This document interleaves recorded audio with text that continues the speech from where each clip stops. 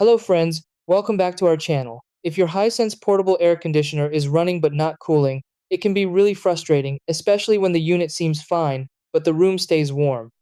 Many users think the AC is faulty, but in most cases, the problem is something simple like incorrect settings, poor airflow, or ventilation issues. Portable AC units depend heavily on proper exhaust setup and clean filters, so even a small blockage or wrong mode can affect cooling performance. The good part is that, with a few quick checks and adjustments, you can get your Hisense AC cooling properly again without needing any professional repair. Try these. Step 1. Make sure the unit is set to cool mode, not fan or dry.